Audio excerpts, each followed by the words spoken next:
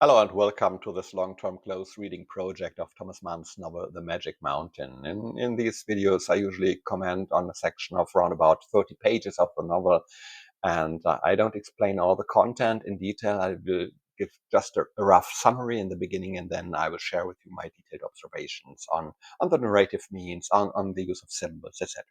So, what happens here? We now in this final section of chapter 5 with the title um, Night of Walpurgis, we have reached the halfway point of the novel.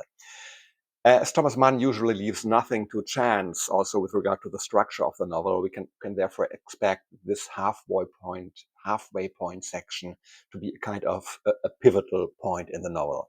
And I think we can see this confirmed by a couple of details. So what happened here in this section? Hans has now been at the Berghof Sanatorium for 7 months. And the number 7 is, of course, it's no coincidence, but it's the usual symbolic number in this novel to indicate something special, something perfect, something of significance. And the largest part of this section describes the festivities of Carnival. The carnival season is a special time. It's actually kind of time outside the usual time. In German, it's called the fifth season, also to allude to the special character of this period, out of the normal. And during carnival, many of the rules that otherwise apply, they are suspended. So people are on first name terms. They fraternize temporarily. They flirt with strangers. It's time of jester's license for everybody. And interestingly, however, the chapter is not called Carnival, but it's called Walpurgis Night. And so Thomas Mann introduces a second level of meaning here. He makes clear that there's a second reference point in literature here. Um, it's Walpurgis Night. It goes into the same direction like Carnival. Walpurgis Night also points to a special day, or more precisely, a special night in which the usual rules are suspended, in which things happen that would be unthinkable in normal everyday bourgeois life, things that lie outside the realm of the imaginable. More on this later. Um, and the narrator hints that Hans' behavior during this carnival party will lead to special events taking place. And anyone who reads between the lines, and especially those who are familiar with the later course of the novel, will know that what is hinted at the end of this chapter is a romantic rendezvous, a night of love between Hans and Claudia. It will become clear that they will spend this Walpurgis Night together. And so this section can therefore be seen as the climax of the novel in every respect, in every sense. So as with any sensible mountain tour, we have now reached the summit after half the time or half the distance of the whole journey. And so now we have the second half ahead of us, the descent. And I certainly don't need to explain the second, more erotic connotation of the word climax. But let's take a closer look at the chapter in detail. I've structured my own observations on this part into 4 sections or 4 chapters. Number 1, so what subtext does Thomas Mann present us with in the title Walpurgis Night? And the second is, so what is the role of Settembrini? Mephisto, devil, or an custodian angel? Number 3 is the use of symbols in this chapter, and number 4 is the long dialogue between Hans and Claudia. So, starting with chapter number 1, so what subtext does Thomas Mann present us with by selecting the title Walpurgis Night? I think you get a better understanding of the chapter if you understand this allusion to Walpurgis Night. It's not only the title, but many quotations and themes in this chapter refer not to the general tradition of Walpurgis Night in a certain part of Germany, but it refers very specifically to the Walpurgis Night scene in Goethe's drama Faust. And I would therefore like to give a short explanation of the 2 key points that are relevant here. So what is Goethe's Faust about, for those of you who haven't read this theater play by Goethe, and second, what happens there in Faust on Walpurgis Night. So, in a nutshell, Goethe's Faust is the story of a desperate intellectual. It's Dr. Faustus who despairs of life, despite of, or even perhaps of, all his erudition and learnedness. He realizes that all his accumulated knowledge of philosophy, of theology, of history and medicine, it doesn't satisfy him, and it doesn't give him any joy in life anymore. So in the end, despite all his study, he has achieved nothing, and he's unable to enjoy life. And in this despair, he enters into a pact with the devil, who meets him under the name or disguise of a man called Mephisto. And the key condition of this pact between Faust and Mephisto is as follows. So if Mephisto manages to bring back to Faust some joy in life, then Faust will gladly give his soul to Mephisto. So Faust puts it this way: if I ever say to the moment, don't pass, you are so beautiful, then you may put me in fetters, then I will gladly perish. So in other words, if you, Mephisto, manage to make me enjoy something in life so much that I wish it wouldn't pass, the moment wouldn't pass, then it's worth it to me that you can destroy me and get my soul and whatever. So Mephisto starts to work right away, and he drags Faust into a witch's kitchen where he gives Faust a magic potion that not only rejuvenates Faust, makes him young and attractive again, but it also makes every woman appear erotically desirable to Faust. And also in this witch's kitchen, Faust has a vision of a beautiful, and sort of a hallucination of a beautiful woman in a mirror, for whom this woman is the ideal image of a desirable woman. And we have already seen allusions. I mentioned this scene in the witch's kitchen because we have already seen allusion to this specific scene, also in the Magic Mountain novel, in the scene in which Hans and Joachim are in Behrens' X-ray laboratory, and where they also have this encounter or this vision of Clawdia. So the parallels are unmistakable. The X-ray laboratory is a place where almost magical things happen, like in a witch's kitchen. Also, the atmosphere that is described it makes a lot of allusions to a witch's kitchen, and it's a location where we can see things on screens or on mirrors that usually are hidden from our normal eyes. So it's not magical hallucinations, but it's X-ray images. But I think the parallelity is clear, and also there's an encounter with a beautiful woman who seems incredibly desirable to Hans. So, but back to the plot of Faust. So Mephisto fulfills his part of the bargain, and not only rejuvenates Faust, but also brings him together with Gretchen, a young, innocent girl who allows herself to be seduced by Faust and becomes pregnant by him. And this plunges Gretchen into absolute despair. But Mephisto doesn't want Faust to notice Gretchen's despair. So in order to distract Faust, Mephisto takes Faust to a witch's Sabbath, the so-called Walpurgis Night. And so this is the night before the 1st of May. And according to a regional German legend, all the witches in the area gather on a specific mountaintop in the Harz Mountains. The mountain is called Brocken, and they gather there in order to celebrate a wild bacchanal, which also includes erotic or sexual acts between the witches and the devil, and so forth. So it's a real orgy and a witches' Sabbath. And this mountain, Brocken, it's not just a legend. This mountain really exists. So it's the highest mountaintop in a low mountain range in the middle of Germany, in the so-called Harz Mountains. It's a very rugged, very wild landscape. To give you an idea of the atmosphere, I will share a few private photos with you that I took on a cycling tour in the region. So I think looking at the photos, you can well imagine that this landscape, particularly if you imagine it in the dark with some fog, that this stimulates people's imagination, that scary things may happen there at night. Okay, but back to Goethe's Faust.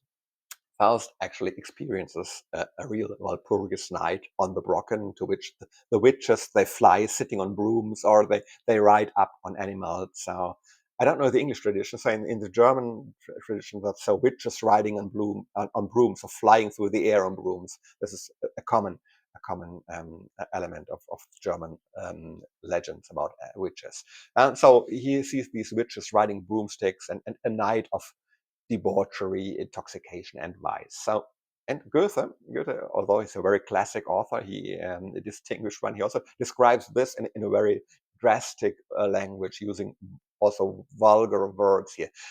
Mephisto says the following about Walpurgis Night. So, a bit of thieves' lust, a bit of stooping. That's how the glorious Walpurgis Night haunts my every limb.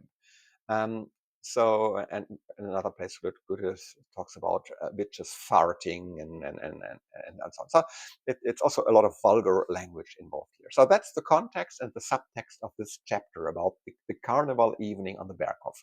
And the connection to the Walpurgis Night goes far beyond the title. Also, the text in the novel contains many quotations from the Walpurgis Night scene in Goethe's Faust. Many of these quotes are recognizable as quotes because they are indented and placed in quotation marks, but some of them are also hidden in the text. For example, when Settembrini says about Clawdia, "This is Lilith, Adam's first wife, watch out." So this is a direct quote, but it's not that obvious. Or in another small, inconspicuous remark of Settembrini, Harz Mountains, area of Schirke and Elend. So this is the subtitle of the Walpurgis Night scene, indicating the exact location of the scene. Or when Settembrini says, Herr Urian sits up above, with reference to Hofrat Behrens mixing this alcoholic beverage. So incidentally, Herr Urian it's another name, another local, another name for the devil. So Settembrini seems to have the text of Goethe's Faust completely memorized. He knows it by heart and is able to draw up any all these quotations fitting the situation. However, the allusions to Goethe's Faust are not limited to these literal quotations. Also, the plot itself reflects some aspects of the Walpurgis Night scene in the Faust. One of the most obvious examples is Frau Stör, who appears disguised as a cleaning lady with a broom, and then dances with this broom. And this is, of course, an allusion to the witch's broom, on which the witches ride and fly to the Brocken, and riding the broom also has a very clear erotic connotation in the Walpurgis Night scene, which is also reflected here in the fact that Mrs. Stör does not use the broom to clean, but she dances with this broom as if it were a lover, a dancing companion, or a lover. And so there are even more allusions to Goethe's Faust to discover in this chapter, but I can't go into all of them in detail here. My tip: read through the Walpurgis Night scene from Goethe's Faust. The text is freely available on the internet, and you don't. It's very rather short, and you don't have to read the whole of Faust, because I've already provided you with all the necessary context. But when you read through this scene and then reread the chapter in the Magic Mountain, you will certainly notice many other parallels. Okay, let's move on to chapter number 2. Settembrini. Who is he? Mephisto, devil, or guardian angel? As usual, Settembrini has a very ambivalent or dubious role for me in this chapter. On the one hand, it is really impressive how well he knows his way around the text of Goethe's Faust, so his learnedness is always impressive, but it remains unclear what is his motivation for um, providing all these quotes like an off-screen commentator. It's an interesting narrative device, that we have a person here who is half participant but half uninvolved observer and a commentator. But the function of the quotes is not at least it's not uniform. Sometimes they are of a warning character, so like be careful and watch out. This is Lilith, Adam's second wife. We watch out for her. Sometimes they are neutral, like a neutral commentary. So see the gorgeous tongues of fire, club as gay as heart's desire. Or sometimes they are judgmental or really pejorative when Behrens is referred to as Urian, that is, as the devil. But sometimes they can also be read as almost inciting. So society to heart's desire, in faith of brides, a party, and jolly bachelors on fire with forward hopes and hearties. So does he really want to protect, or does he want to cause confusion and even incite these hilarious goings on in order to amuse himself as an uninvolved observer about the decadence of the society? I'm not sure. Perhaps you can read through this scene again yourself with a particular focus, a keen eye on the function and intention of Settembrini's comments and quotations. I look forward to your comments on this. Maybe you can shed some more light on this. But Settembrini remains true to himself in one thing. So he keeps his mind sharp. He seems to be the only one who doesn't drink any alcohol here. And this evening, he is the only one who stays sober. When this Settembrini is described as drinking in this chapter, it's usually coffee. So he also toasts with his coffee cup, so caffeine instead of alcohol. The rationalist and humanist Settembrini wants to keep his mind awake and sharp instead of numbing or clouding it. Okay, let's move on to chapter number 3, the use of symbols in this scene. There are a few symbols that play a role in this chapter and which I would like to touch on briefly to encourage you to look for further clues in this chapter yourself. The first symbol is the broom. As I mentioned, this is an allusion to the traveling witches of the Walpurgis Night, but it also has clear sexual connotations, and it is therefore quite fitting that Mrs. Sturt treats her broom like a dance partner or like a lover.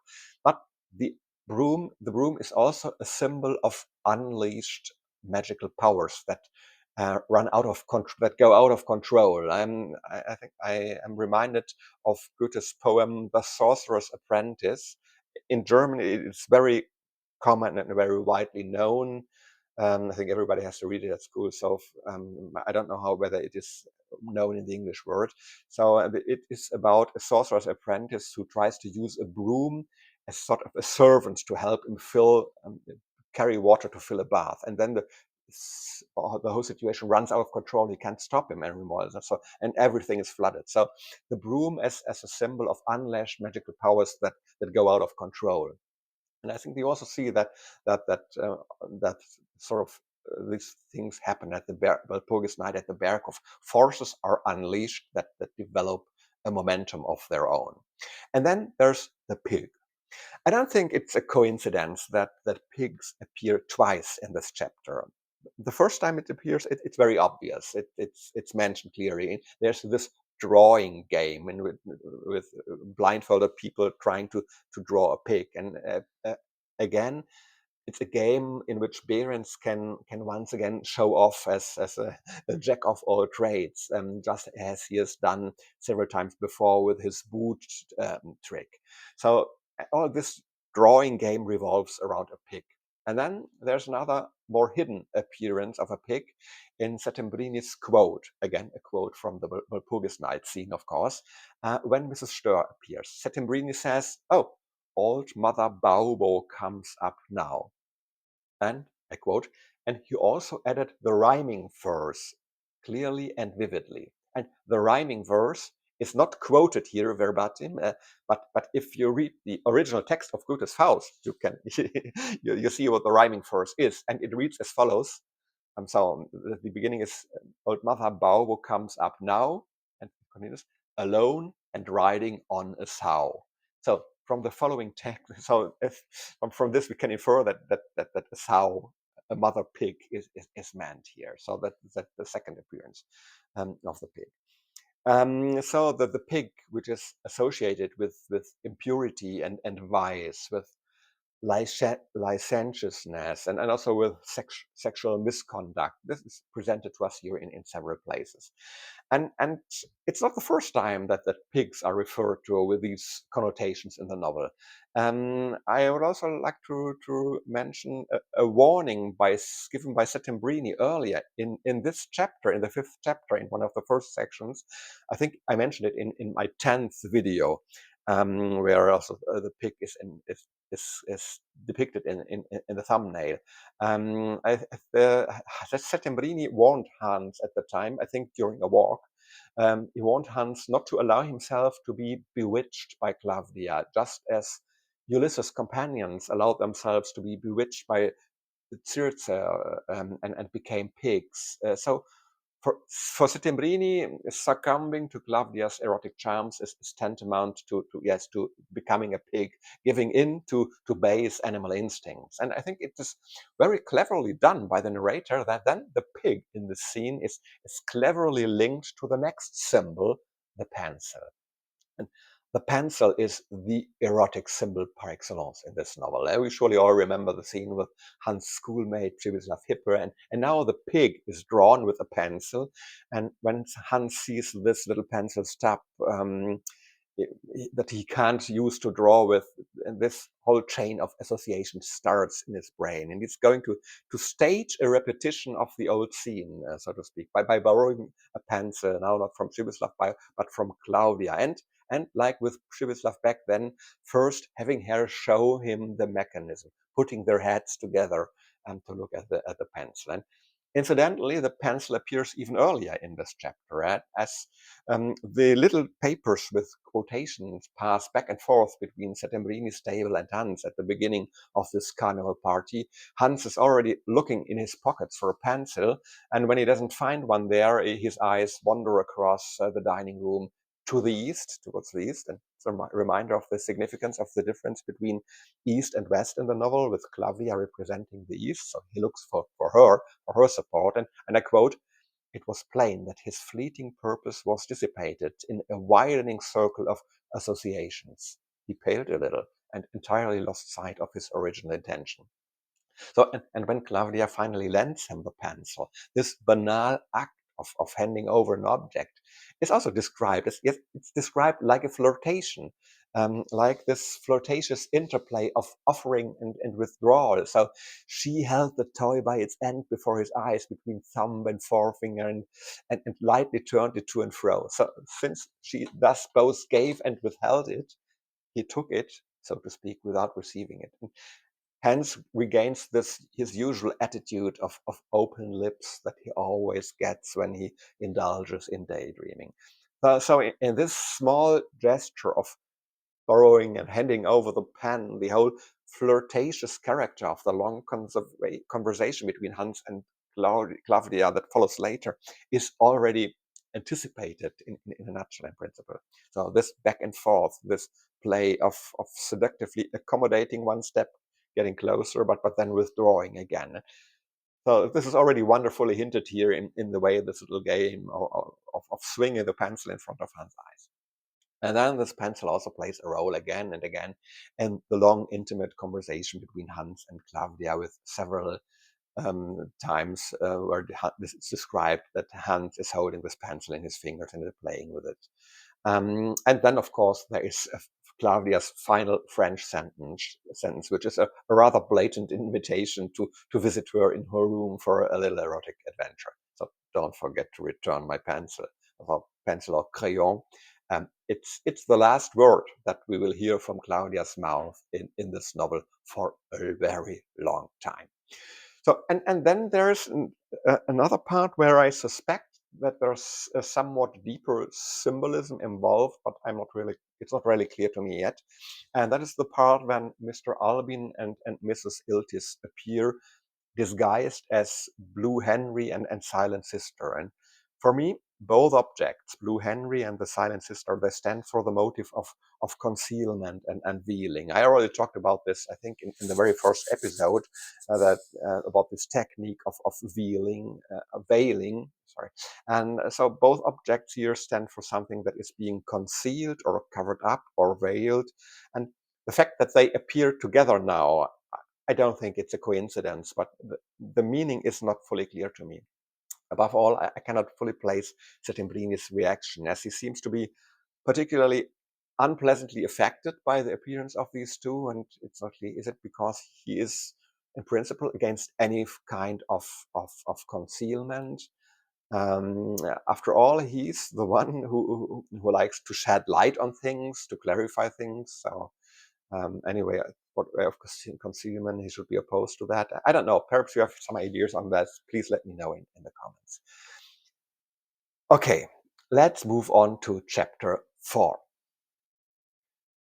Quite frankly, I think it's a bit of an impertinence in a novel for a German readership to dodge into French for pages on end in the all-important scene, and thus, so to speak, disguise what's happening here. And perhaps this concealment tactic relates to what I just said about Blue Henry and the Silent Sister as symbols of concealment and disguise. This seems to be one of the central narrative tactics or means in this chapter. For those who are struggling with the French part, I would like to give a short summary of the main points of the dialogue, of the discussion between Hans and Claudia. Hans confesses to Claudia that he is madly in love with her. So she let it slip that it's his own fault that they are only now starting to talk. He could have approached her much earlier, she says, but then he complains that it hadn't been so easy because of this somewhat dull and beautiful cousin. And um, okay, whatever. And then Hans shows off a little to Claudia with the detailed knowledge that he has about her. And then she, in turn, plays a little indignant that he had spied on her, but you can tell that she's not seriously angry. And then the conversation touches on the question of morality, and then they talk about suddenly they talk about love, so the topics are becoming a bit more hot or spicy.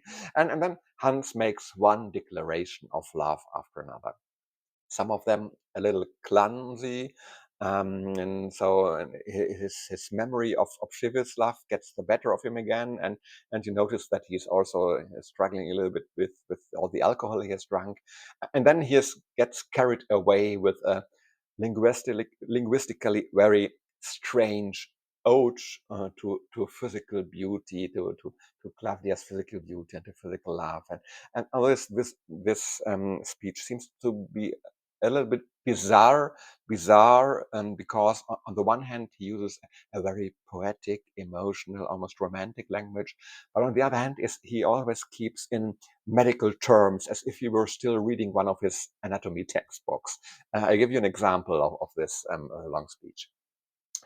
Oh, enchanting physical beauty, made not of oil paint or stone, but of living and corruptible matter, full of the feverish mystery of life and decay. Look at the marvelous symmetry of the human structure, the shoulders and the hips, and the nipples that bloom on either side of the chest, and the paired ribs, and the navel in the middle of the soft belly, and the dark sacs between the thighs. See how the shoulder blades move under the silky skin of the back, and how the back descends into the double fresh voluptuousness of the buttocks, and how the great branches of the vessels and nerves run from the trunk through the armpits to the branches, and how the structure of the arm corresponds to that of the legs. And then the final part.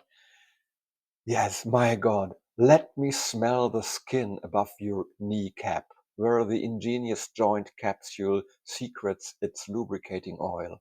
Let me touch with my mouth the femoral artery that beats at the front of your thigh and divides further down into the two arteries of your shin.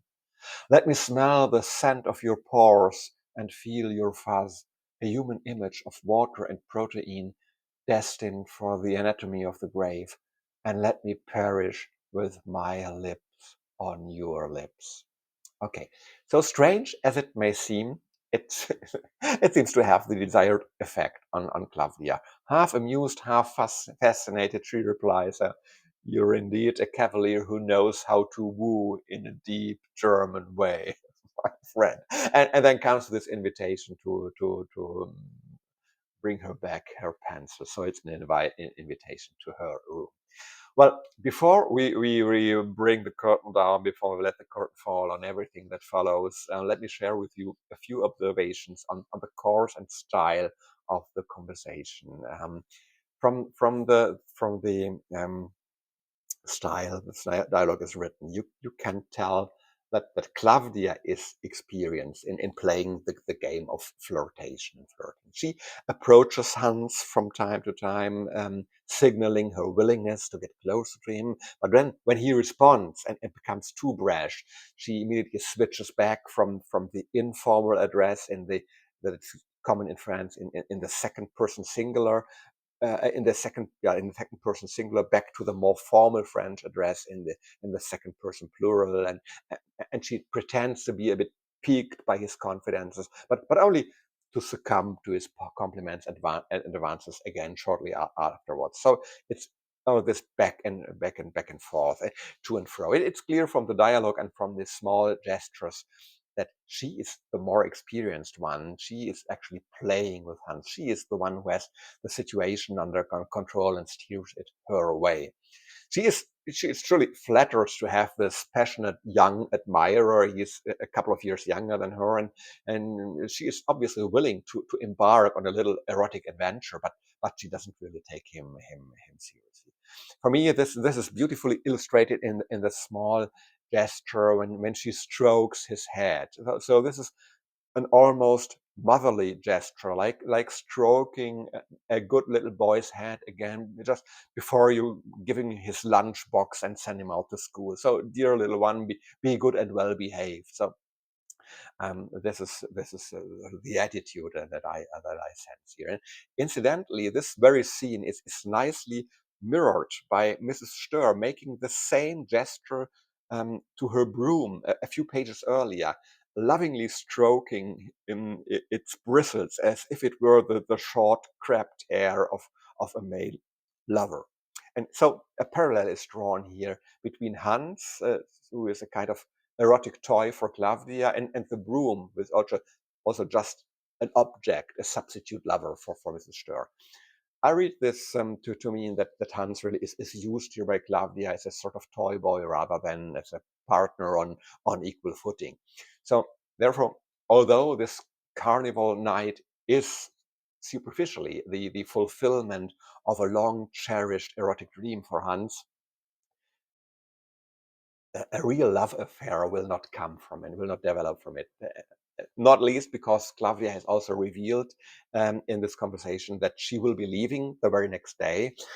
So I think this massive hitting on of Hans um, is not only because he is also somewhat fueled by alcohol, and the narrator lets it be known from time to time with somewhat gentle hidden allusions to the pronunciation of Hans. So it's very jackandy.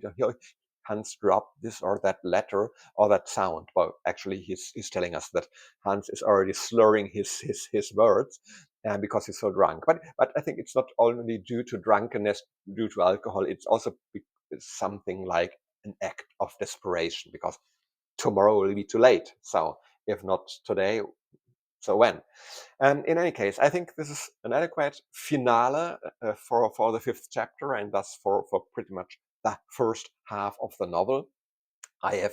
I hope you have enjoyed this hike up the Magic Mountain so far, and the strolling around the plateau of this section. And now we still have the second half, the descent, which will still be as entertaining and also as demanding as the first half, I think.